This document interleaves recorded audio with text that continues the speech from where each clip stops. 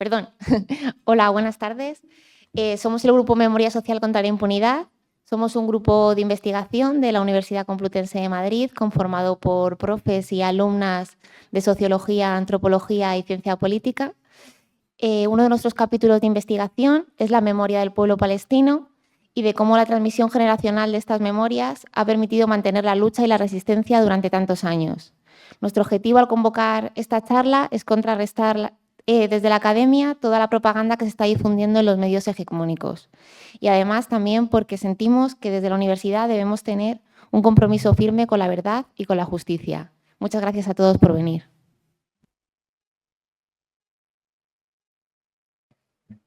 Sí, vale, ya está. Para presentar un poco la mesa, bueno, yo soy Raquel Barbero, también soy miembro del Grupo de Investigación Memoria Social contra la Impunidad. Y bueno, aquí a mi derecha comenzamos con Ángeles Díez, que es doctora de Ciencias Políticas y Sociología, pero también profesora de aquí en nuestra facultad. Y también, bueno, es impulsora de diversos colectivos de solidaridad con el pueblo palestino, también aquí en la facultad. Seguido por Mayet Dipsy. Es periodista de Radio Nacional Española y politólogo palestino. Y luego, finalmente, tenemos a Sara Adel, que, bueno, además de ser estudiante de nuestra facultad, bueno, no de nuestra facultad, de nuestra universidad, pero de la Facultad de Historia, también es miembro de la asociación Al-Yudur, que, bueno, es una asociación de jóvenes palestinos aquí en España. Entonces, para comenzar, vamos a darle la palabra a Sara, para que nos cuente un poco cuál es su perspectiva como persona palestina a la vez que española. Bueno, yo voy a hacer una breve intervención, una introducción así un poco general, pero con una idea muy clara y concisa. Entonces, en los últimos días la cuestión palestina ha vuelto a primera plana, pero una vez más, no por Palestina en sí, sino por lo que afecta a Israel. Se habla de guerra y de conflicto, pero no es nada de eso. Eso es una ocupación que lleva más de 75 años y que casi nadie, muy poca gente se para a pensar. Desde mi perspectiva, una palestina, pero también española, he visto que realmente a muy poca gente le importa el sufrimiento del pueblo palestino, y no solo del pueblo palestino, sino de un montón de cosas más. Y también es muy importante hablar de que hay mucha desinformación, porque en el momento en el que te alejas de cualquier tipo de perspectiva política, la gente no tiene ni idea. Y la información que proporcionan los medios de comunicación está muy sesgada e influenciada por los que ostentan el poder y no quieren que se conozca la realidad que vive a diario, no solo en los últimos días, sino a diario, el pueblo palestino. Yo creo que, desde mi perspectiva, creo que todo ello está muy relacionado con los prejuicios que se tienen sobre el mundo árabe en general, pero sobre todo del Islam, a pesar de que sabemos que no todos los palestinos son musulmanes. El referente más reciente creo que podríamos mencionar el colonialismo. Se creó una idea orientalista de un nosotros versus ellos y una idea que a priori parece haberse superado, pero nada más lejos de la realidad. A veces de forma consciente, a veces inconsciente, esta idea sigue estructurando las relaciones de poder y desde Occidente se ha conformado la idea de que los árabes son terroristas, son fanáticos religiosos y desde esa perspectiva el Estado israelí puede justificar todo tipo de acciones. Creo que además Europa carga un peso muy grande que es el Holocausto y es uno de los muchos motivos por los que nunca nadie se atreve a hacer una crítica al Estado de Israel y aquellos que defendemos la causa palestina siempre se nos tacha de antisemitas, antijudíos y terroristas. Pero esto no tiene nada más que ver, esto tiene que ver con el sionismo, la reiterada violación de los derechos humanos y de las leyes internacionales. Y los sionistas no hacen más que recrearse en sus propias mentiras.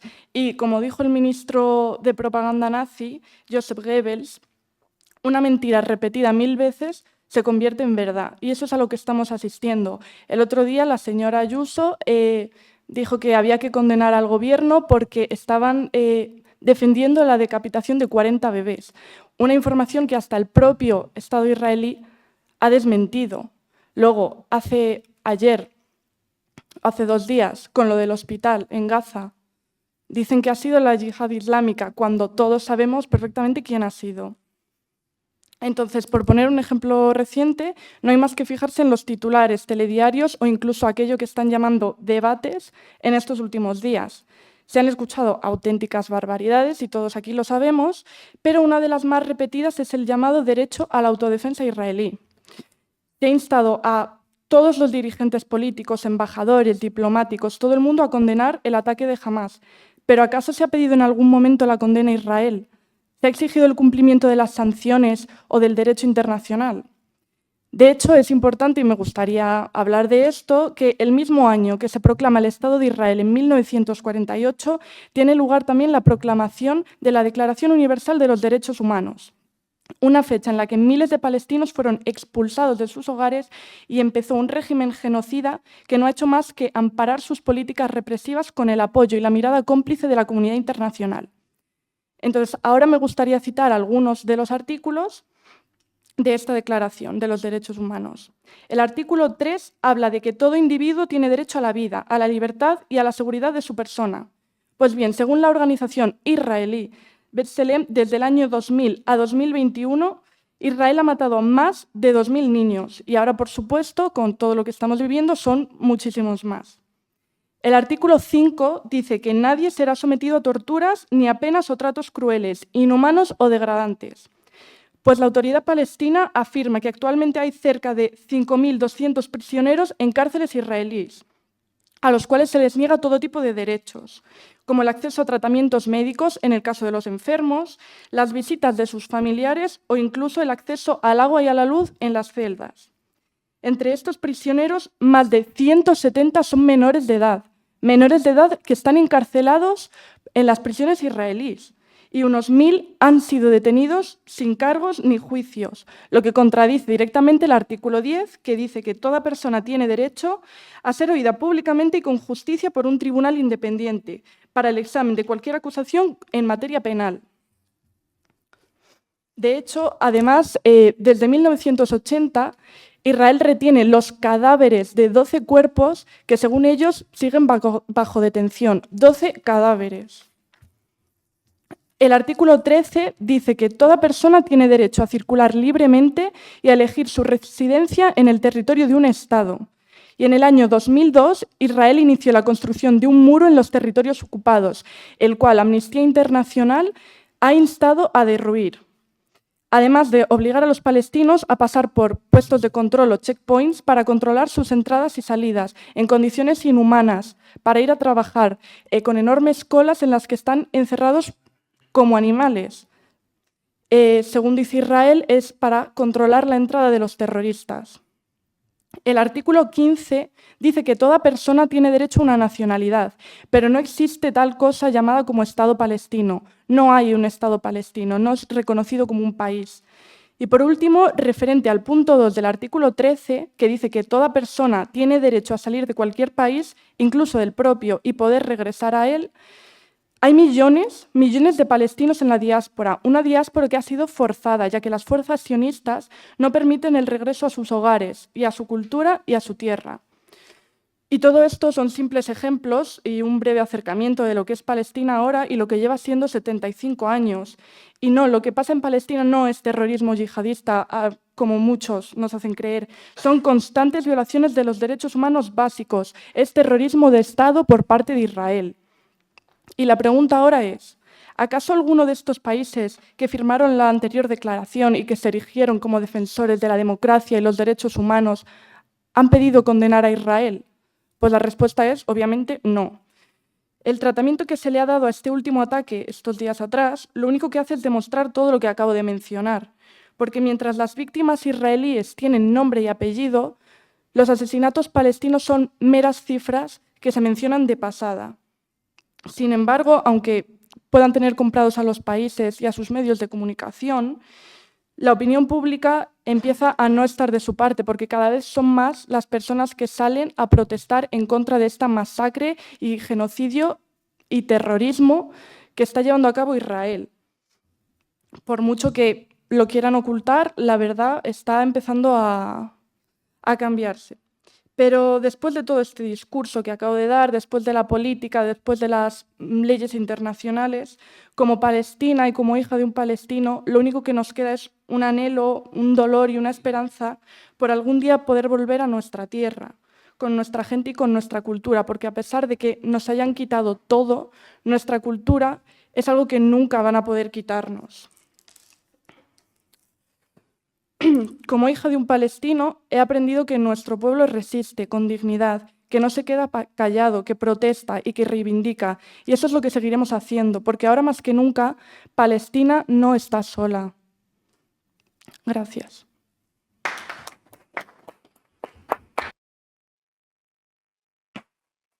Bueno, muchas gracias, Sara. Ahora damos la palabra a Ángeles. Bueno, muchísimas gracias, Sara, porque lo que ha hecho ella es convertir ese testimonio personal, emocional, que a todos nos llega desde los medios de comunicación. Nos sentimos muy conmocionados, ¿no?, por lo que está pasando, pero ella ha dado un paso más como historiadora en ciernes y es analizar y tratar de entender por qué pasa lo que pasa. Y lo que está ocurriendo tiene una historia. Este presente tiene una historia y seguramente va a tener un futuro, y ese futuro tiene mucho que ver con la resistencia palestina, pero también con lo que podamos hacer desde aquí, desde Europa, desde la academia, desde nuestra institución, desde nuestro lugar de trabajo, ¿no? ¿Cómo podemos convertir esa solidaridad emocional en algo más que esa empatía, ¿no?, con los pueblos que sufren, y ir un paso más allá? Y ver desde nuestro ámbito de estudio cómo podemos desarrollar ese discurso de verdad que implique a la academia con su compromiso con la justicia, como decía Bea al principio de la presentación de la mesa. Esta mesa en realidad la hemos organizado para hablar de la resistencia, porque tratamos de contrarrestar ese discurso hegemónico que estamos siendo bombardeados todos los días desde los medios de comunicación, pero también desde las redes sociales, y tratando de desmontar ese discurso. Uno de los objetivos es, no vamos a contar aquí la historia de cómo se produce esta ocupación que deviene en colonialismo. Luego veremos por qué la diferencia entre ocupación y colonialismo, con algunos historiadores israelíes, judíos, que defienden que ya no se puede hablar de una ocupación que dura más de 50 años, es colonialismo, es una nueva forma de colonialismo. Por tanto, no vamos a hacer esa historia, ese recorrido histórico. Esa información la podéis encontrar a poco que busquéis. Son realidades tan evidentes que las podemos encontrar en cualquier lado. Podemos ver quiénes son las víctimas y quiénes son los victimarios y cuál es la historia de Palestina, de ese inicio de la ocupación por parte de la entidad sionista. Así que vamos a centrarnos en uno de los aspectos de la propaganda, y es esa diferencia entre terrorismo y resistencia. Tenemos que tener en cuenta que desde el derecho internacional, desde hace muchísimos años, está reconocido el derecho a la resistencia por parte de todos aquellos pueblos que sufren situaciones de colonialismo o de ocupación. Y que no es solo la Declaración de Derechos Universales o las distintas resoluciones que nos ha contado Sara, sino que ya en 1982, en diciembre del 82, por parte de Naciones Unidas, existe una resolución específica que habla de la importancia de la realización universal del derecho de los pueblos a la libre determinación y a la rápida concesión de la independencia a los países y pueblos coloniales para la garantía y la observación efectiva de los derechos humanos. Ya en ese momento, en el 82, es tan evidente que sigue existiendo, a pesar de que el proceso de descolonización se llevó a cabo a finales de los años 50, en los 60, sobre todo en el caso de África. Sin embargo, ya para Naciones Unidas y para toda la comunidad internacional en su conjunto, existe la evidencia clara de que se sigue manteniendo una situación de colonialismo en el caso de Oriente Próximo, que es el caso de Palestina, y que hay un Estado que es un Estado ocupante. En esa misma resolución, que además luego es ratificada por la resolución 3747, se dice explícitamente que hay que instar a todos los Estados a cumplir plena y fielmente la resolución de Naciones Unidas relativas al ejercicio del derecho a la libre determinación de todos los pueblos bajo dominación colonial y extranjera, y reafirma la legitimidad de la lucha de los pueblos por la independencia, la integridad territorial, la unidad nacional y la liberación de la dominación colonial y extranjera y la ocupación foránea. Y ojo, por todos los medios a su alcance, incluida la lucha armada.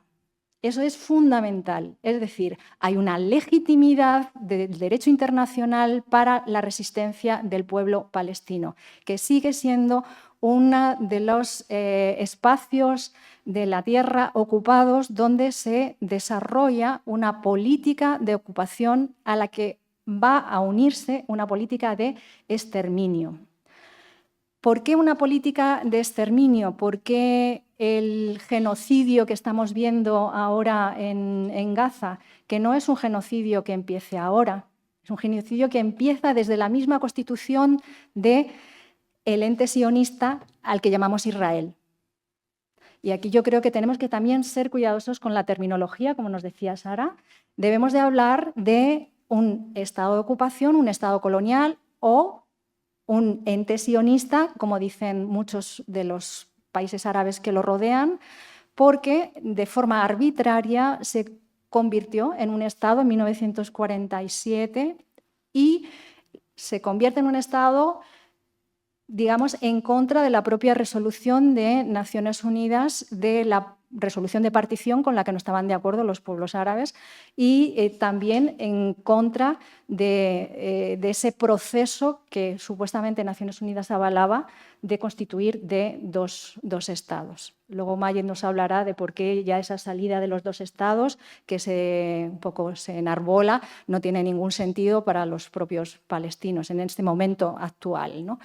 Pero volvamos un poco a esa idea de cómo se constituye un estado de ocupación, un estado sionista, que desde el mismo momento en que se forma lleva implícita en la ideología que le da forma, lleva implícita la necesidad de vaciar ese territorio, ese terreno, ese espacio, para poder ejercer ese dominio sobre la población autóctona. Y, por tanto, tiene que emprender una política sistemática de expulsión, lo que los palestinos llaman la Nakba, el desastre, el 47-48, en donde se expulsa a casi 700.000 palestinos, ¿no? Fueron expulsados de su tierra, pero no fueron expulsados diciendo váyanse ustedes que vamos a ocupar su territorio. Esas expulsiones se hacen aterrorizando a la población, llegando a los pueblos, con lo que eran grupos paramilitares que se habían formado en el periodo del mandato británico, después de la Primera Guerra Mundial, cuando el Estado otomano se disgrega, se fragmenta, y de esa fragmentación del Estado otomano salen varios países, uno de los países es Palestina, y se le otorga a Inglaterra el mandato hasta que se inicie el proceso de liberación y de autodeterminación de Palestina, de la Palestina histórica. Ya en ese momento hay grupos terroristas, esta vez sí, grupos terroristas fuertemente armados, que ya están actuando en contra del proceso de resistencia que iniciaron ya los palestinos.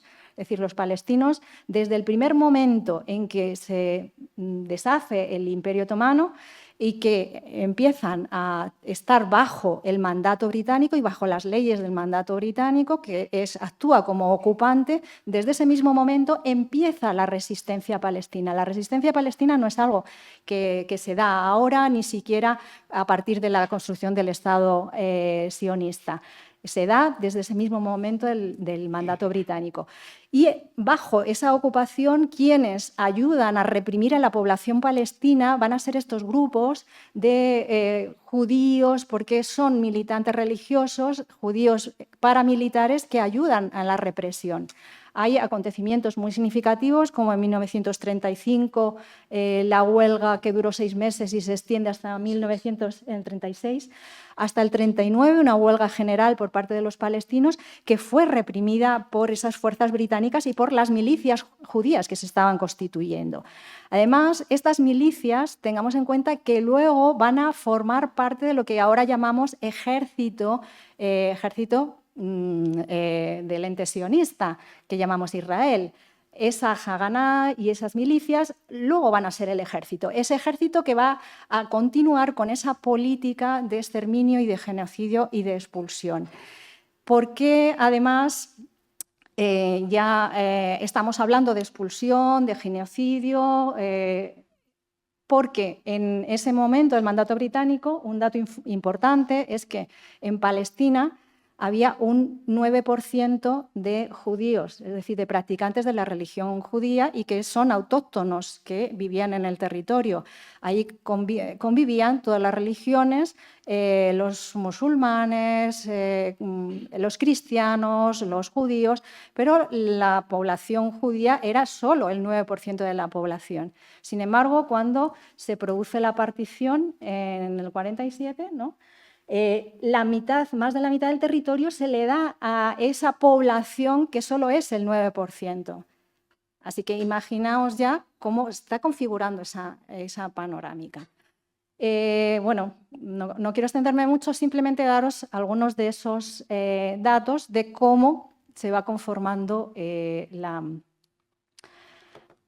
Bueno, y os quería mostrar ese mapa de la ocupación palestina y, como veis, desde 1878, la Palestina histórica es todo ese territorio y como ya después de la Segunda Guerra Mundial ya empieza a haber una emigración de esos judíos que habían sido perseguidos, que eran perseguidos en Europa, y también judíos que estaban en la Unión Soviética, que empiezan a recibir el llamado de crear un Estado propio y salir de esa persecución, un Estado propio que además ellos llaman Estado judío y para los judíos. Y la consigna es una tierra que no tiene población para una población que no tiene tierra. Esa es la consigna que enarbolan esos emigrantes europeos hacia Palestina. Y esa es la consigna que todavía el ente sionista, al que llamamos Israel, sigue defendiendo, que esa era una tierra donde no había población, no había una estructura, eran tierras de beduinos. Sin embargo, cualquier investigación que hagáis os va a demostrar que es en una tierra con una fuerte organización social, con una estructura social muy potente, con sindicatos, con escuelas, donde convivía una población árabe que era cristiana, que era musulmana y que era judía también. Si vais avanzando el tiempo, vais a ver, como os decía Sara, que la Comunidad Europea, la Unión Europea, está recogiendo una consigna después de la Segunda Guerra Mundial que ya habían alimentado los sionistas. Y vosotros vais a preguntaros muchas veces por qué se habla del sionismo como una ideología equivalente al liberalismo o al socialismo. No es equivalente. El sionismo es una ideología racista, xenófoba, que es una ideología supremacista que se desarrolla a finales del siglo XIX por parte de Herz, que sabéis que era un sionista, el primer congreso sionista que se hace, donde ya se puso sobre la mesa la necesidad de utilizar un espacio, una tierra donde llevar a todos esos judíos que estaban sufriendo persecución. Bueno, si seguimos avanzando en el tiempo, vais a ver en el 47 ya la partición, la creación del ente sionista al que llamamos Israel y cómo va avanzando en la expulsión de los palestinos. Y ahí insistimos, es la nacionalidad palestina, donde hay de distintas religiones y no podemos confundir con los árabes en general, ¿vale?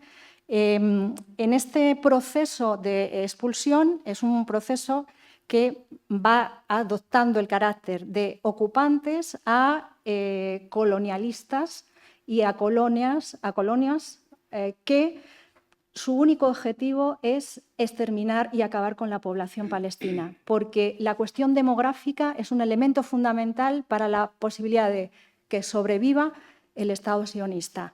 Acabar físicamente, a veces, con la población, otras veces ni siquiera es físicamente. Es acabar la cultura. Para los sionistas es fundamental acabar con la cultura, con la memoria, con la historia del pueblo palestino, convertirlos en víctimas que desaparecen. Eso no es solo acabar físicamente con los palestinos, es acabar cultural e ideológicamente, que es fundamental. Por eso la resistencia palestina tiene mucho que ver con la memoria, tiene que ver con la historia, tiene que ver con la posibilidad de no perder la cultura y cómo esa cultura está vinculada a la tierra, al cultivo de la tierra, a los símbolos de la tierra. Es la identidad palestina lo que están defendiendo. A partir de ahí vamos a tener distintas estrategias por parte del Estado sionista. Y las estrategias son, en algunos momentos fue la expulsión, la Nakba, lo que Ilan Pappé llama limpieza étnica, y en otros momentos va a ser construir espacios de apartheid. Apartheid reconocido por las propias Naciones Unidas, por uno de los relatorías especiales que se hacen en Palestina, donde se dice que es un Estado que fomenta el apartheid, es decir, enclaustrar en guetos a la población. En el 2002 se empieza a construir un gran muro, un muro que es un muro como el muro del apartheid, para separar a los pueblos y para que la población judía no tenga que pasar por los pueblos, se apropia de más del 78% del territorio palestino y es otra de las formas, crear guetos donde sea invivible, donde sea imposible vivir. El caso de Gaza es un caso particular. El Estado sionista abandona Gaza, sale de Gaza y lo somete a un bloqueo tan terrible con el objetivo de que la gente o se muera de hambre, de sed o se largue. Ese plan que ahora vais a ver que tienen los sionistas de llevar al desierto a todos los gazatíes, de, bueno, os vamos a construir instalaciones, infraestructuras en el desierto, vamos a expulsar, es decir, salgan ustedes de Gaza, Gaza es para los judíos, salgan ustedes y les vamos a construir su lugar donde vivir en el desierto y acumúlense ahí. Si quieren sobrevivir, tienen que acumular ahí. Dentro de esas estrategias está el acabar con las mujeres y los niños. No es algo casual que se bombardeen, que la mayor parte de los muertos sean niños y mujeres, porque es el relevo generacional, porque es la transmisión de la cultura. No se trata de acabar con resistentes, a los que llaman terroristas, esos jóvenes que también, ojo, porque las marchas por el retorno que se produjeron en el 2017-2018 hacia las vallas, hacia el muro de separación, los francotiradores israelíes disparaban a las rodillas a los jóvenes, es decir, están detenciones arbitrarias, prisioneros sin ninguna causa, prisioneros administrativos que llaman, más de 1.000 y pico que hay, de los 5.000, 6.000, ¿no? Prisioneros palestinos. Y atención, digo prisioneros palestinos, no presos palestinos. También hay que cuidar ese lenguaje. Son prisioneros palestinos, están luchando por la autodeterminación y por la defensa de su pueblo. Ellos están defendiendo. Bueno, pues os decía, la estrategia no es solo acabar con esos jóvenes que dejen de resistir, sino acabar con las mujeres y con los niños, porque es una estrategia demográfica. Así que no es casual que se bombardee un hospital, que se acabe con los niños, que los niños ahora en Gaza estén bebiendo agua salada. El bloqueo a Gaza desde el 2007 es un bloqueo de exterminio, es un genocidio. Por eso os digo que la estrategia del sionismo es acabar con toda la población en todos los sentidos. Por eso, y ya con esto un poco acabo, yo os invito a que investiguéis, a que trabajéis un poquito más cuál es la historia y el porqué, cómo se produce este borrado de la memoria como uno de los objetivos centrales del ente sionista para derrotar a un pueblo que lleva resistiendo más de 75 años, porque, como os decía, la resistencia empezó desde que acaba la Primera Guerra Mundial y se impone el mandato británico. Finalmente, deciros que hay una serie de entrevistas a este historiador judío de origen israelí, que ahora fue expulsado de la universidad. Por supuesto, los historiadores críticos en el Estado sionista han sido expulsados de las universidades y ahora está en Inglaterra, da clases en Inglaterra. Y en una entrevista muy larga, él le preguntan, ¿no?, cómo es posible que esa falta de humanidad por parte de la población judía en esos territorios, ¿no? Y entonces él dice, bueno, es que son más de 70 años de adoctrinamiento y la mayoría de los israelíes, dice, tienen dos opciones: ser democráticos y, por tanto, renunciar a un Estado, a la idea de un Estado étnico judío, o ser un Estado judío étnico y renunciar a la democracia. Hace ya muchos años que Israel renunció a la democracia. Más allá de todos esos discursos de la fundación, carece de legitimidad fundacional ese Estado y carece de la legitimidad como para poder ser llamado un Estado democrático. Y además los judíos israelíes están convencidos, dice, del cinismo de la comunidad internacional. Condenan sus acciones, pero en la práctica apoyarán a Israel aunque sea un Estado racista y antidemocrático. Así que atención, defendamos y desenmascaremos a ese Estado que no es un Estado, es un Estado confesional, es un Estado sionista, supremacista y no tiene nada que ver con un Estado democrático. Gracias.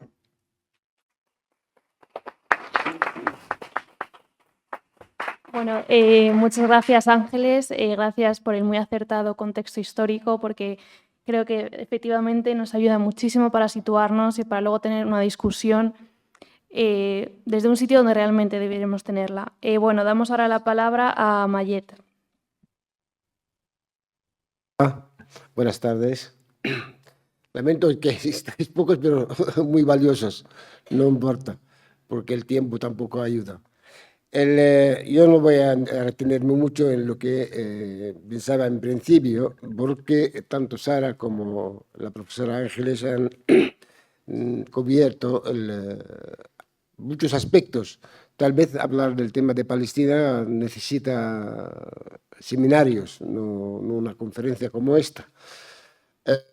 Yo voy a intentar sintetizar partiendo de la realidad. No quiero pararme ante la terminología. La terminología a nivel, digamos, de la ciencia política es necesaria, es decir, dar los términos, no el eufemismo. Sin embargo, en el caso de Palestina, el eufemismo se caracteriza por su presencia permanente desde los centros de poder. Es decir, resistencia lo omiten, terrorismo lo publican, quienes ponen la lista de terroristas, dicen ellos la comunidad internacional, y cuando preguntamos ¿y quién es la comunidad internacional?, te dicen Estados Unidos y Europa o la OTAN. Por lo tanto, ellos son los que realmente califican, dan el calificativo. A los gobiernos que no son de la onda de los intereses occidentales, son dictaduras. Ahí está Nicaragua, está Venezuela, está Cuba, y por lo tanto, como tales, nosotros tenemos el derecho, somos la comunidad internacional, a imponer sanciones, bloqueo, incluso injerencias, crear conflictos a nivel interno de cada uno de estos países. Como dijo Sara, Palestina ha vuelto a la palestra. De repente, el mundo ya se olvida de Ucrania. Ahora ya no se habla de Ucrania, ahora solo se habla de Palestina. ¿Y por qué? Porque hay un grupo terrorista que acaba de, digamos, de humillar de alguna forma al Estado democrático, laico, democrático modelo de Occidente en Oriente Medio que se llama el Estado de Israel. A mi juicio son dos razones que explican o sintetizan el porqué. Desde 1948, los palestinos y con ellos los árabes, en su conjunto, estaban siempre a la defensiva. Siempre han estado en los medios de comunicación como los derrotados. Israel es el Estado moderno, pequeño, capaz de vencer a todos los países árabes en su conjunto. Tienen el servicio de inteligencia más poderoso del mundo, que es el Mossad. Israel tiene el ejército mejor armado y adiestrado. De repente se encuentran con un grupo que sabe manejar tecnología, la alta tecnología, con recursos escasos, por tierra, mar y aire, irrumpe en lo que ellos llaman Israel, porque son colonias, asentamientos que rodean Gaza, que por cierto Gaza sabéis que está cercada por tierra, mar y aire desde hace más de 18 años. Y entonces, ¿contra quién? Contra asentamientos donde hay 15 cuarteles militares. Y son capaces de causarle al ejército israelí de ocupación más de 1000 muertos y capta a más de 250 soldados. Esta humillación impacta no solo a Israel, desmoraliza a Israel, sino también a sus aliados, a sus amos. Israel es la criatura que se ha demostrado. Quizás en la unidad de Estados Unidos con la OTAN frente al tema de Ucrania, quedan todavía ciertas discrepancias. En cuanto a Israel, todo el mundo se levanta de golpe para apoyar a Israel, haciendo caso omiso al genocidio que está en marcha. Ni siquiera el último golpe contra el hospital. Empezando, como siempre, por las mentiras. La mentira de que han matado a 40 niños, es un grupo terrorista, etcétera, etcétera. Esas mentiras, al cabo de 2 días o 3 días, se desmienten, evidentemente. Nadie va a creer porque es que ni imágenes, ni nada de esto. Si estáis al tanto que sois capaces de ver con lupa lo que ocurre bajo tierra, no sois capaces de ver esta atrocidad que había cometido la resistencia palestina, que por cierto no es Hamas, es el grupo de organizaciones. Hamas es la que encabeza en este caso. Pero es que insistir en Hamas es para diabolizar a un grupo. Esto empezamos. ¿Cuál es la segunda razón? Esto demuestra primero que Israel es una parte orgánica de la hegemonía colonial y neocolonial en Oriente Medio. Y ahora diré por qué. La segunda, que hay muestras de debilidad del imperio y sus lacayos, o sus aliados, si queréis, que se llama OTAN, su brazo armado. Esta debilidad empieza a darse síntomas a partir de lo que vino a llamarse la Primavera Árabe. ¿Os acordáis cuando la caída de la Unión Soviética en 1990? Estados Unidos se ha creído que está en la condición de imponerse unilateralmente como la potencia hegemónica mundial. Empezaron incluso acompañados con una teorización acerca del fin de la historia y, por lo tanto, nosotros estamos emanados de un poder celestial de Dios, como dijo Bush hijo, para gobernar al mundo. A partir de aquel momento, después de la caída, Estados Unidos protagoniza 54 conflictos armados híbridos. ¿Qué significa híbridos? Sabéis que durante la Guerra Fría, ante esta correlación de fuerza más o menos equilibrada, los países occidentales, encabezados por Estados Unidos, tenían que demostrar que son ellos del lado de la razón. Ellos son la democracia, el mundo libre. Hay otro mundo llamado socialista que es antihumano, antinatural, etcétera, etcétera. Muchos de los países, aparte de que tienen la historia cercana de lo que era la Segunda Guerra Mundial, sus consecuencias, el escenario que hubo en Europa, que hay 60 millones de pérdidas, etcétera, etcétera. Cuando cae la Unión Soviética y esto, ellos se veían, entonces no hay una independencia de muchos de estos países. La independencia de muchos países que han estado colonizados no ha sido una independencia con soberanía real, ha sido gobiernos oligárquicos impuestos muchas veces por el imperio y controlarlos a distancia, como lo está haciendo ahora Estados Unidos con la Unión Europea, con todos los respetos. La Unión Europea no tiene soberanía, no tiene independencia, por no decir no tiene dignidad. Lo que diga el señor Biden o en su momento Trump, corren los presidentes del gobierno a aparecer en la foto como somos nosotros aliados vuestros, ¿no? Esta imagen pues empieza a perderse, es decir, esta capacidad de controlar a distancia empieza a quebrarse poco a poco, a partir de determinada fecha. ¿Y qué ocurre? Estados Unidos, cuando ve que está en la condición de imponerse como única potencia, interviene de forma directa. ¿Por qué? Porque le ha surgido una serie de problemas, empezando por el Cuerno de África, en Somalia, en Sudán, en Liberia, me refiero a África, empieza a haber el tema de Irak, el tema de Afganistán, el tema de Irán, a partir del 79, a pesar de la guerra del 73, a pesar de los acuerdos de Camp David, a pesar de los acuerdos de 1994, etcétera, etcétera. Entonces, se ve en la necesidad de intervenir directamente a través de tres plazos, o sea, tres herramientas. La primera, la intervención militar, como han hecho en Afganistán, como lo han hecho en Yugoslavia, diezmar Yugoslavia, como lo han hecho en Irak a partir del 2003.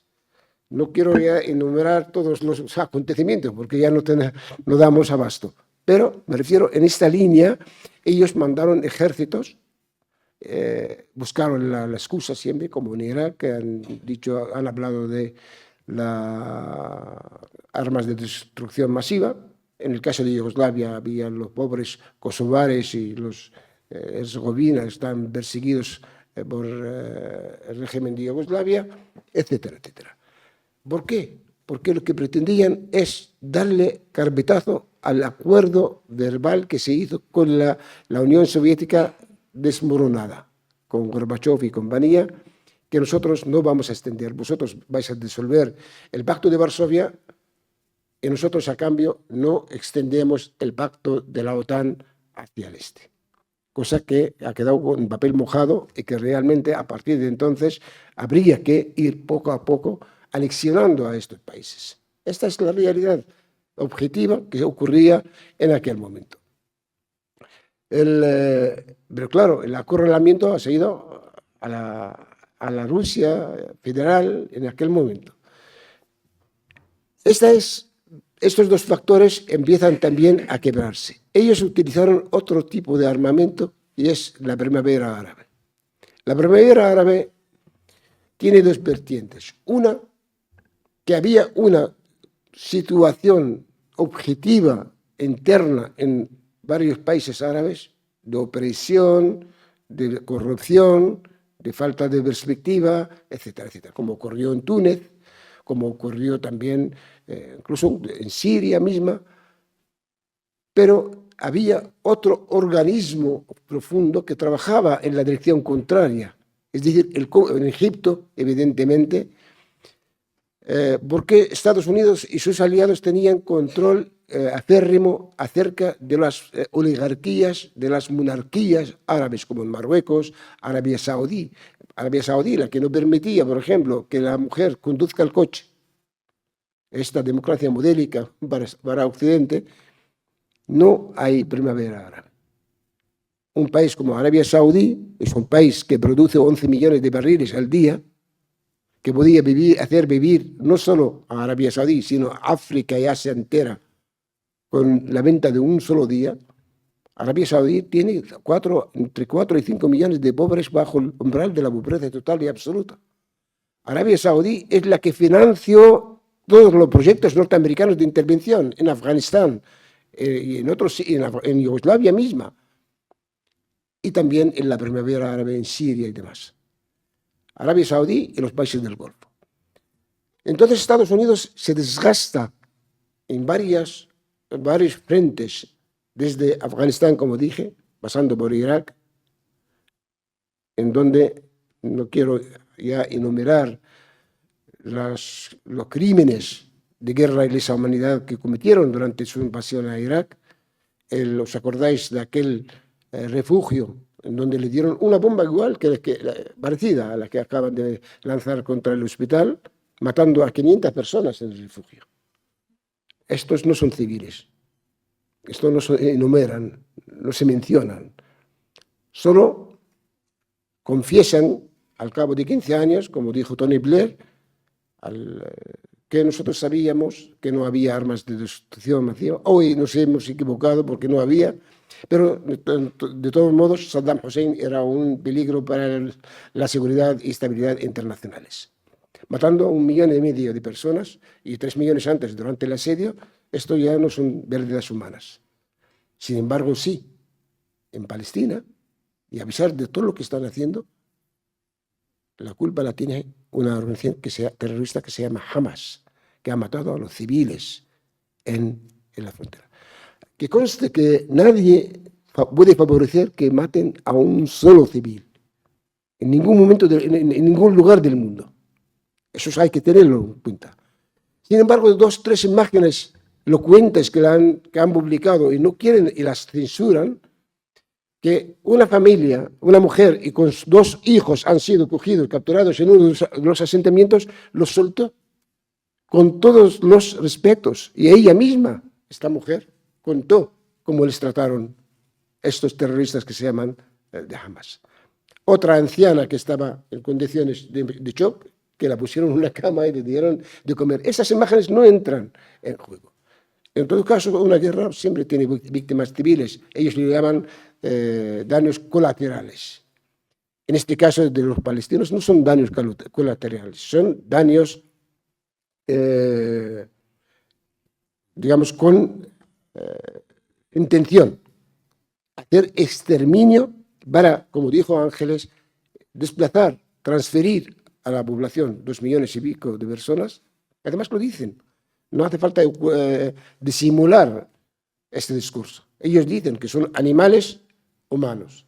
Dicen, todos son culpables, estos 2 millones, y por lo tanto no vamos a intentar permitir que les suministre ni agua, ni luz, ni medicina, ni nada de esto. Y encima les matamos.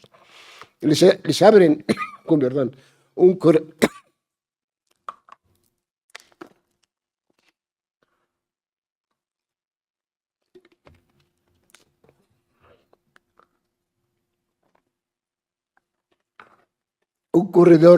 digamos, para que salgan, y cuando llegan a un punto determinado les bombardean y matan a otros 100 personas y hieren a otros tantos.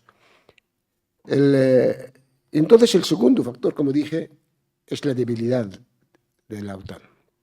La guerra de Ucrania, la crisis del 2008, aún cuyas consecuencias siguen en pie, la inflación que estamos viviendo, la perspectiva de solución, realmente nos pueden burlar lo que quieran, pero la realidad está sobre el terreno.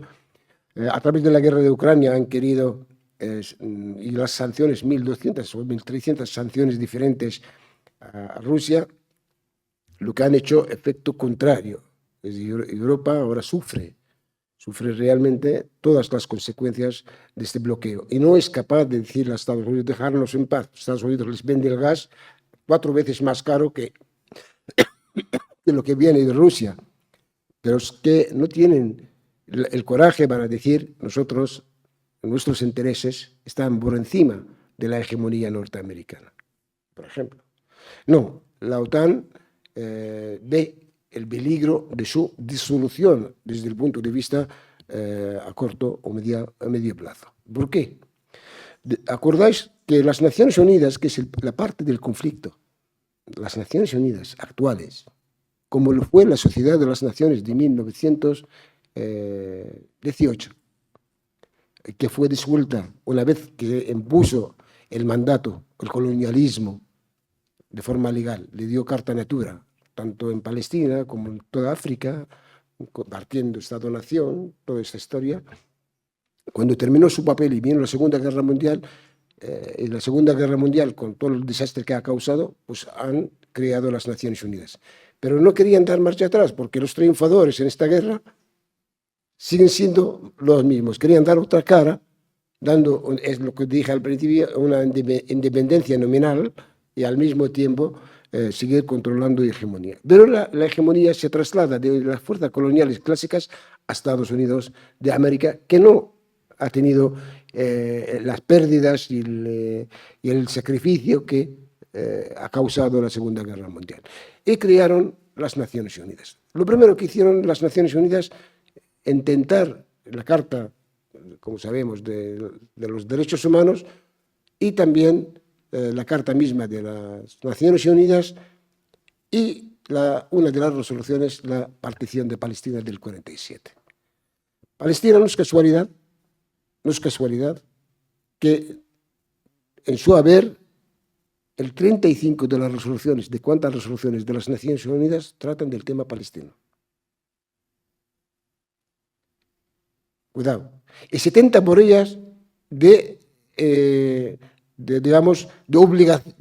obligada aplicación.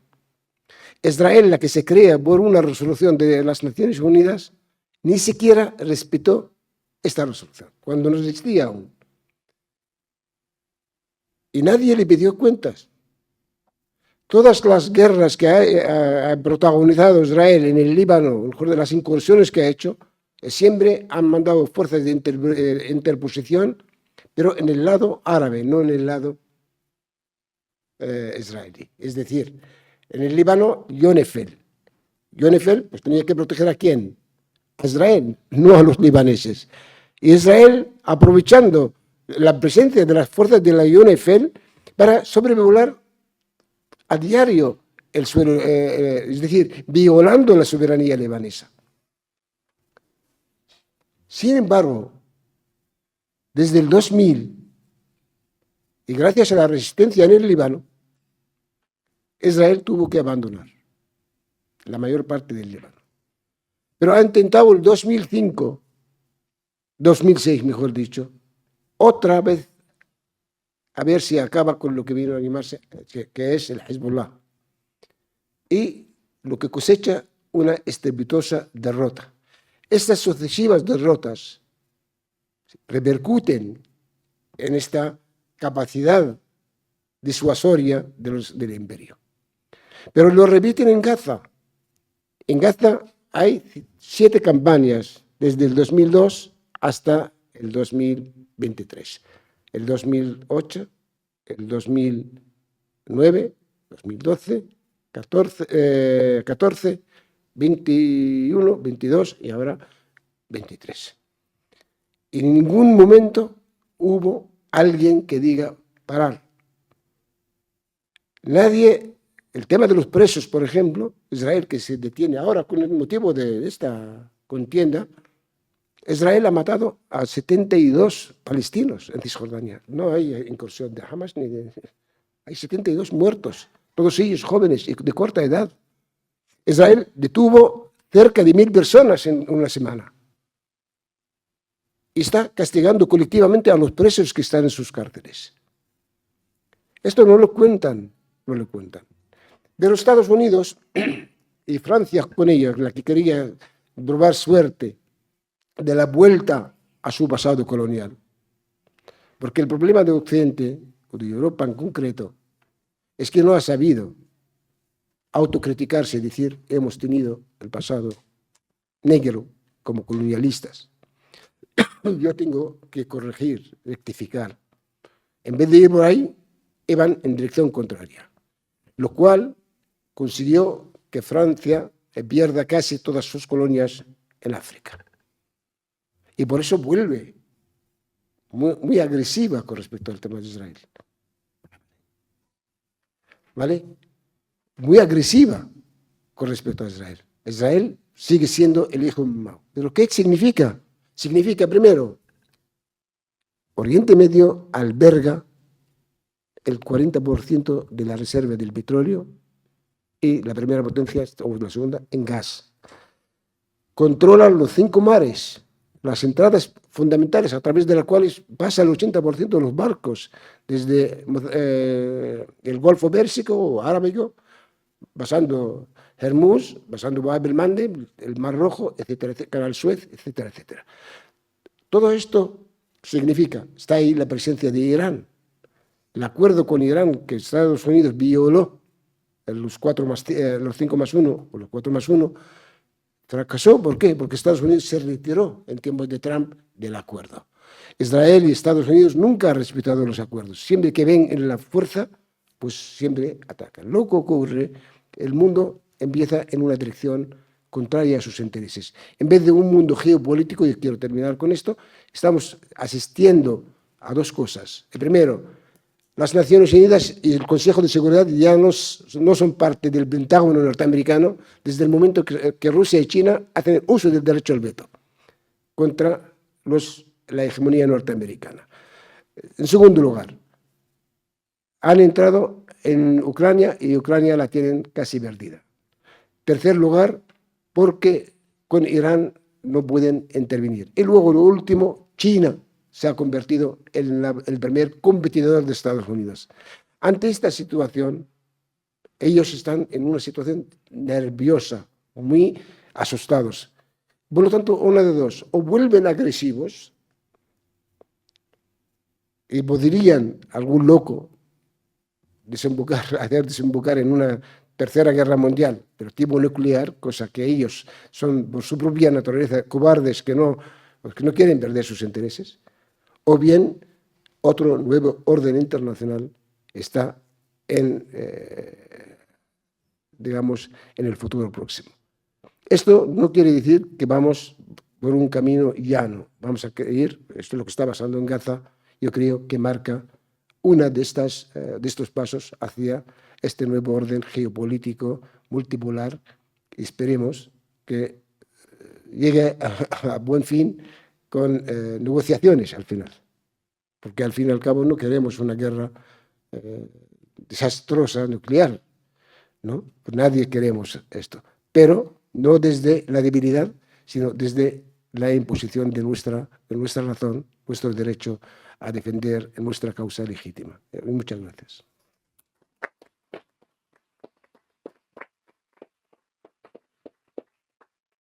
Bueno, pues muchas gracias, Mayet. Yo creo que ya podemos abrir la conversación al público. Si hay alguna duda o si quiere hacer un comentario. Yo tengo una pregunta y es que, cuando fuera el ciclo, sí que es verdad que igual tenemos conocimiento de cara al conflicto y demás. O sea, te pongo un ejemplo muy claro, es que ayer estaba trabajando y tengo una compañera con la que he hablado sobre el conflicto. Ella, pues, antes de que yo le hablase sobre este tema, pues, obviamente tenía como muchísimo desconocimiento y demás, ¿no? Entonces, ella, pues, con toda la seguridad del mundo de que yo igual tenía como, o sea, que me está informando y que tengo como más formación a nivel del conflicto y demás, me viene a preguntar súper asustada porque le ha llegado información a través de los medios de comunicación, de redes sociales, como esa información que dice que España o que Madrid, no sé, está como en una alerta muy alta por ataque terrorista y como su preocupación máxima ahora mismo no es lo que están sufriendo los palestinos en Gaza ahora mismo, sino que aquí en Madrid suframos un ataque terrorista por parte de... Entonces, a mí me gustaría pues, tener como cierto argumento de decir... Si queréis. Yo creo que esto forma parte de la campaña de intoxicación evidente para justificar el alineamiento, sin razón, del gobierno español y su ejército en la futura posible batalla naval que podría ocurrir en las costas orientales del Mediterráneo. España mandó un buque que forma parte de la OTAN. Lamentablemente, a pesar de que hay militares españoles prestigiosos que están advirtiendo, pero es que la nomenclatura, para utilizar un término, que gobierna, que está totalmente vinculada a las órdenes de la embajada norteamericana, les interesa alarmar a la opinión pública para poder justificar. En segundo lugar, esto entierra lo que decir, va en sintonía con la campaña de la extrema derecha, Vox y compañía, pues xenófoba contra todo lo que es árabe, pues ellos confunden árabe con musulmán, con terrorista, la xenofobia evidentemente está encaminada en esta dirección. Por lo tanto, mezclan las cosas. Y a ver si no me extrañaría que, al igual que el anciano norteamericano que mató a un niño palestino con 26 puñaladas, ocurran cosas lamentables aquí. Ese es el objetivo. Sí, yo quería también plantear una cosa para que pensemos. La propaganda no es solo lo que hacen los medios de comunicación. La propaganda es un sistema integral que tiene que ver con la educación, con los libros de texto, con las tertulias, con las redes sociales. Y en toda esa construcción lleva tiempo este país sufriendo, digamos, la incursión de lo que llamamos el lobby sionista. Aquí hay un lobby sionista fuertísimo, fuertísimo, que está vinculado con empresas, con productos que se comercializan en este país, pero además está vinculado con las instituciones. Nadie se le escapa que la Comunidad de Madrid y gente vinculada al Partido Popular está atravesada por un montón de intereses que son intereses norteamericanos y que son intereses de la entidad sionista. Eso lleva tiempo construyéndose.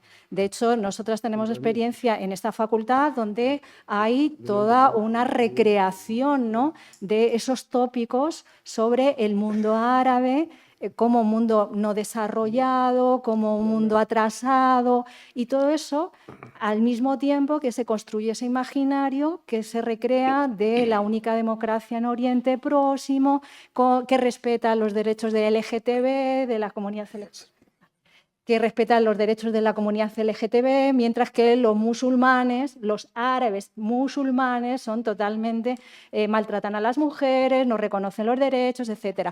Todo esa propaganda en la que estamos envueltos construye una matriz, lo que llamamos la matriz del conocimiento. Una vez que está construida esa matriz, cualquier acontecimiento lo vamos a colocar ahí. ¿Vale? Entonces, esa matriz está construida en nuestro país. Y con el caso del terrorismo se construye a través del caso de ETA, por ejemplo, en el País Vasco ya se construyó un imaginario sobre lo que es terrorismo y después se vinculó con los atentados en Atocha y entonces ya está el desplazamiento del terrorismo de ETA al terrorismo de los musulmanes y la criminalización de una comunidad en su conjunto y en este caso de una religión. Entonces, ese vínculo ya está hecho de tal forma que lo que ocurre ya aparece en los medios de comunicación y nuestro inconsciente colectivo va colocándolo ahí, en esa matriz. Y por eso funciona. Y gente con muy buena voluntad que tú le dices, bueno, vamos a ver, ¿tú de verdad te crees que aquí la población árabe va a poner bombas y va a matar a la gente sin más?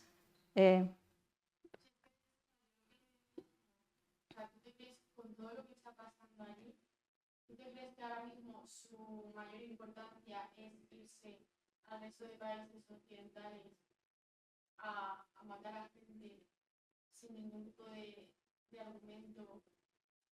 También eso me dio como, me sacó el tema de, claro, con ETA aquí en España. ¿Ves? ¿Qué tiene que ver ETA con lo que está pasando? Cualquier cosa va a ser. Y todo eso es aprovechado también por todos estos partidos xenófobos, racistas, y tenemos además un hándicap, es decir, Vox se sale del Partido Popular. Aquí durante muchos años no hemos tenido extrema derecha ni grupos fascistas porque todo estaba integrado dentro de un único partido que abarcaba todo ese espectro desde el centro conservador hacia la extrema derecha.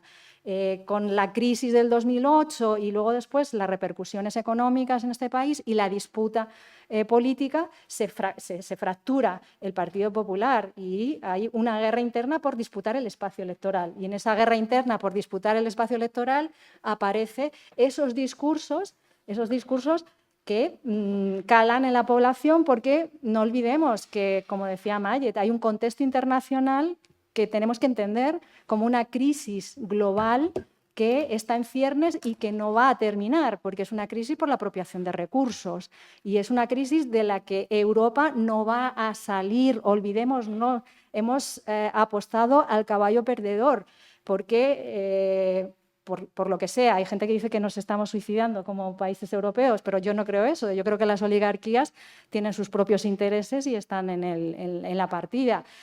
Todo eso lo vamos a sufrir los pueblos. Entonces, en ese contexto internacional de caída de la hegemonía de Estados Unidos, de fractura, pero al mismo tiempo de construcción de un mundo, un orden nuevo, donde está no solo Rusia y China, sino están los países africanos y los países latinoamericanos, que se han dado cuenta de que las reglas del juego siempre les han sido desfavorables hacia ellos. Entonces, se está construyendo ya a través de los BRIC, a través de la Organización de Cooperación de Shanghái, a través de todos esos acuerdos. Y no son solo acuerdos económicos, es unas nuevas condiciones de relación internacional o de relaciones internacionales. En ese contexto, que son de múltiples crisis que están superponiéndose, es donde el conflicto que estamos hablando ahora de Palestina se está disputando la guerra de propaganda, la guerra por las conciencias. La guerra por las conciencias. El problema es que en nuestro país llevamos mucho tiempo colonizados. Colonizados mentalmente, ¿no? Pero bueno. En primer lugar, la resistencia palestina, englobada en lo que se llama la OLP, la Organización para la Liberación de Palestina, que alberga unas 14 organizaciones, entre ellos Al-Fatah, la primera, el Frente Popular, el Frente Democrático, el Partido Comunista, etcétera, etcétera. Cuando la primera intifada, en 1987, nacieron dos grupos al amparo de aquella intifada, son Yihad Islámica y Hamas. Hamas formaba parte, digamos, la rama palestina de la hermandad musulmana, que está extendida desde el mundo árabe y Turquía incluida. El mundo árabe suní tenía un movimiento que se llama la Hermandad Musulmana, gracias a Hamas. Hamas se incorpora, digamos, a la intifada. Israel, en aquel momento que estaba enfrentada a una intifada de un género especial, que los palestinos era una lucha pacífica, con piedras, etcétera, etcétera. ¿Os acordáis de Rabin cuando mandó a romper los brazos a los palestinos en aquella época? Ha creado un impacto internacional favorable y empatía con los palestinos. Entonces, Hamas, digamos, ordenada en aquel momento por la hermandad musulmana, quería ocupar un lugar dentro del contexto este. ¿Qué ocurre? Hace su propia dinámica de intifada. Israel, sabiéndolo, apostó a que se podría crear un enfrentamiento implícito entre los palestinos, es decir, porque el conjunto de los palestinos, la OLP tiene carácter laico, ¿no? Es una lucha de liberación nacional, no es una lucha religiosa. A Israel le interesa dar una imagen de una lucha religiosa en aquel momento, 87. Date cuenta que había empezado la guerra de Afganistán, estaban los mujahidines y tal. Entonces, en este rincón concreto iba apostando por Hamas. Pero Hamas, con el tiempo, iba cada vez apartándose de Yihad Islámica, apartándose de esta línea de la hermandad musulmana, aunque han caído en las garras de su movimiento pan-islámico al entrar cuando la primavera árabe en lucha contra el gobierno sirio, etcétera, etcétera. Pero Hamas, al fin y al cabo, forma parte del tejido del pueblo palestino y de su resistencia. Hamas, en el 2005, gana las elecciones bajo ocupación. Esto no le siente bien a Israel, que Hamas forme gobierno. Gobierno, máxime cuando tenía acuerdos con Abbas, los acuerdos de Oslo, y hay una autoridad nacional palestina. El hecho de que el gobierno pase a manos de Hamas no le conviene. Por eso Israel intentó por todos los medios dinamitar cualquier entendimiento entre los dos grupos fundamentales, Al-Fatah, en la Autoridad Nacional Palestina, que está en Ramallah, y la autoridad de Hamas, que está en Gaza. Desde que Hamas tomó el poder en Gaza, en 2005, se impuso el asedio. Pero si hemos elegido democráticamente, ¿por qué ustedes nos imponen este asedio? Y las consecuencias lo está pagando el pueblo palestino, no es otra gente. Hamas gobierna en Gaza, pero el pueblo palestino está con ella, no está con ella como con el resto de las organizaciones. No es verdad que Hamas es una cosa y el pueblo palestino es otra, por lo tanto no es verdad. Hamas forma parte junto con el Yihad Islámica. Acordaros que en los últimos meses, ahora, Israel lanzó en los últimos 2 años, tres ataques contra el Yihad Islámica. Contra el Yihad. Yihad Islámica no está en el gobierno de Gaza. ¿Y por qué entonces contra el Yihad Islámica? Matando, fíjate, cuando había 3 dirigentes de Yihad iban a trasladarse a Egipto para las negociaciones de las organizaciones palestinas de unidad, matan a los 3 dirigentes de Hamas, de Yihad Islámica, con sus familias. Esto ya aquí no lo dicen. Los colonos profanan todos los días la explanada del Aqsa, Jerusalén. Y el tema de Jerusalén es un tema tabú, no solo desde el punto de vista nacional, político, sino desde el punto de vista de lo sagrado, musulmanes y cristianos. Y esto afecta a 2.000 millones nada más de musulmanes en el mundo, aparte de los cristianos. Tú no puedes profanar. Israel, ¿qué es lo que pretende? Anexionar. Israel ya no reconoce ni siquiera la Autoridad Nacional Palestina. Cisjordania es parte de Israel, es un territorio en disputa. Y por lo tanto, tenemos que anexionarlo. Los palestinos tendrán que ir a Jordania y a Egipto. Ese es el plan israelí. Entonces, ¿qué ocurre? Nosotros no vamos a estar quietos, tenemos que luchar. Seguimos resistiendo. Te digo, aparte del asedio, aparte que están matando a la gente de forma lenta, tanto en Cisjordania como en Gaza. La población palestina en Cisjordania, la juventud harta, se lanza en enfrentamiento. Acordaros en las batallas de Jenin estos meses atrás. 3, 4, 5, 6 matanzas Israel ha cometido en Jenin, Tulkarem, Nablus, en todas las ciudades de Cisjordania. No estamos hablando de Hamas. Pero la resistencia no está quieta, está planificando cómo resistir. Parece como si quisieran que nosotros hagamos la forma de luchar a lo que nosotros nos indican. Oye, vosotros si queréis tirar piedras, pero no hagáis esto. No es esto. Nosotros tenemos que elegir nuestro modo de luchar, incluida la lucha armada. Lo que acaba de ocurrir en Gaza contra el Estado de Israel, que dije al principio, impactó. Era una operación militar con toda la regla, planificada desde hace más de 1 año, en la que participa el eje de resistencia, hay que decirlo así. Y el eje de resistencia, ¿quién ¿A quién pertenece? Pertenece a Hezbollah, pertenecen todas las organizaciones palestinas que defienden la lucha armada, pertenece Siria, pertenece la resistencia iraquí y pertenece Irán. No estamos hablando de Hamas.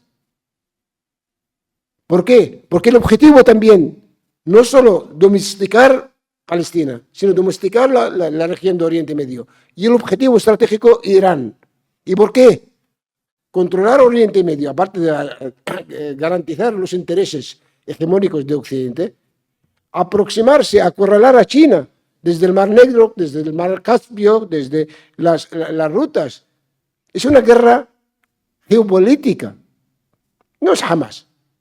Y por eso insisten en que es un grupo terrorista, se llama Hamas, ha hecho esto. Y las mentiras que están divulgando por ahí. No es verdad. Qué casualidad. Venezuela, Nicaragua, América Latina, China misma. Sale el presidente chino a decir, mientras los palestinos tengan sus derechos, no hay solución. ¿Es cómplice de Hamas? ¿O Putin? Putin, que ayer denunció a que Estados Unidos vetó 2 veces propuestas para que haya el alto el fuego. Cuando se trata de un grupo, además, un grupo terrorista, imaginaos, aquí ETA en su momento hacía atentados. Vamos a hacer una comparación un poco, me gusta, pero hacerlo. ETA hizo en España desde que se creó, muchísimos atentados, muchísimos. Y unos atentados fueron contra civiles, como el Evercore en Barcelona, ¿no? A lo largo de su hazaña militar, mató, según las autoridades españolas, 821 personas. ¿Habéis visto alguna vez que el gobierno español dijo, como castigo, voy a bombardear el País Vasco? Acusar a toda una población, 2.200.000 personas, de cómplices del terrorismo de Hamas. Si Hamas es otra cosa que el pueblo palestino, ¿por qué acusas a la población palestina? Es contradictorio, ¿no? No. Hamas forma parte de nuestro pueblo.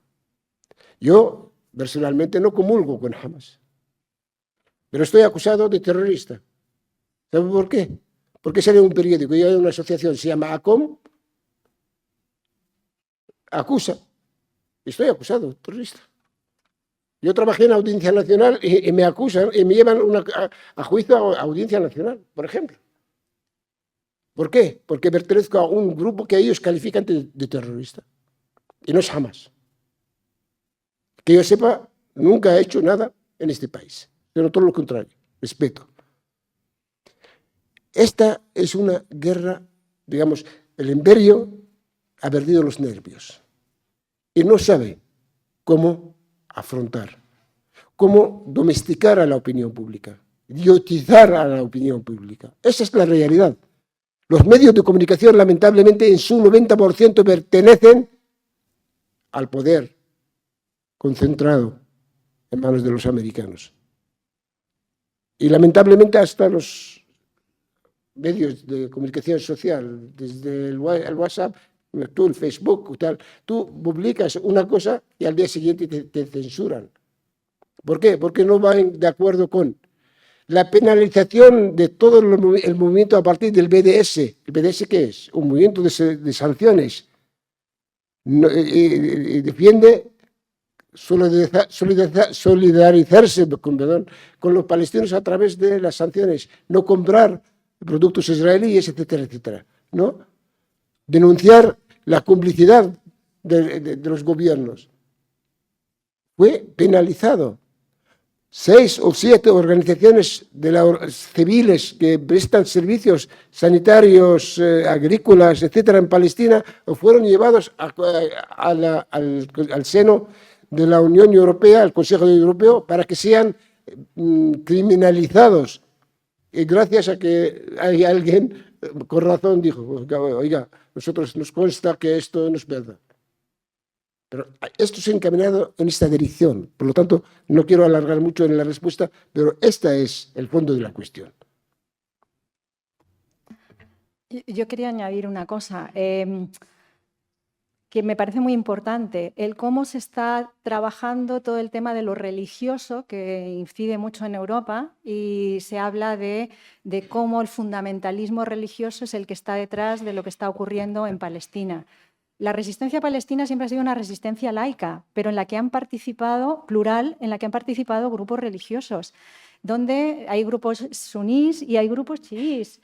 Y es muy interesante cuando uno viaja a todas esas zonas donde se da cuenta de que la distinta confesión no es un obstáculo para los palestinos para defender el derecho a la tierra y el derecho a la resistencia, incluida armada. Entonces, eso me parece muy importante como argumento, que defendamos el que la resistencia del pueblo palestino en sus múltiples formas. Tiene organizaciones armadas que además están legitimadas no solo por estas resoluciones de las que os hablaba, sino también por la Cuarta Convención de Ginebra, que respalda el derecho a la resistencia en situaciones de ocupación, o sea, que está completamente legitimado.